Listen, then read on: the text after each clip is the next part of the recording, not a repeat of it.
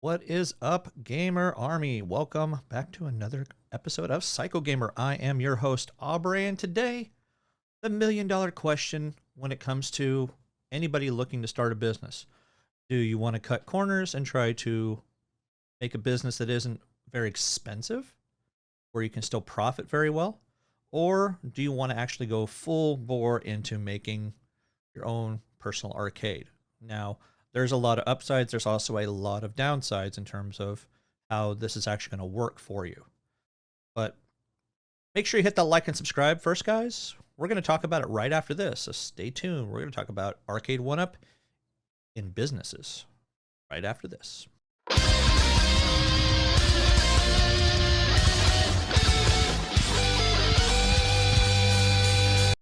All right, guys, welcome back once again. Like I said, we are going to be talking about Arcade1up in businesses and whether or not I think it's a good idea.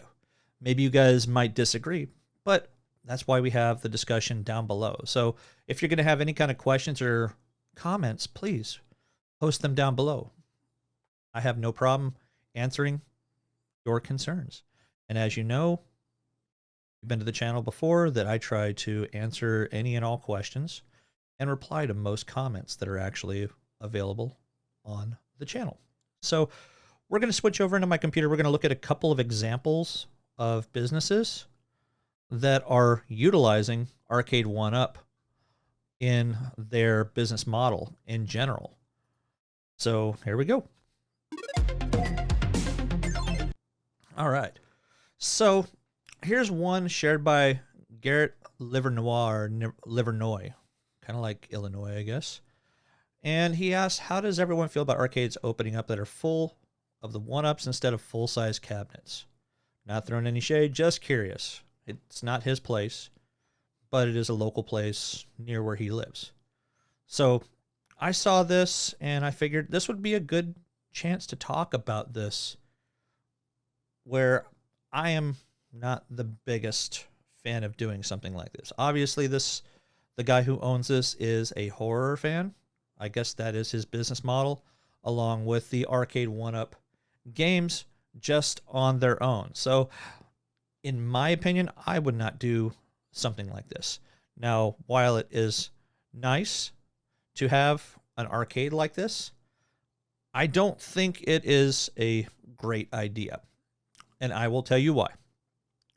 Most of us who are owners of any of these particular cabinets know that these games can be very temperamental and they can be very fragile in many cases as well.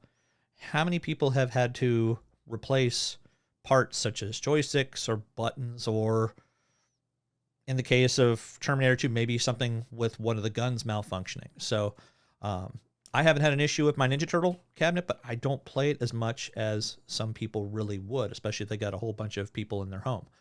Now, these cabinets, we know that most people are paying anywhere from $400 up to about $800 for each one of these cabinets.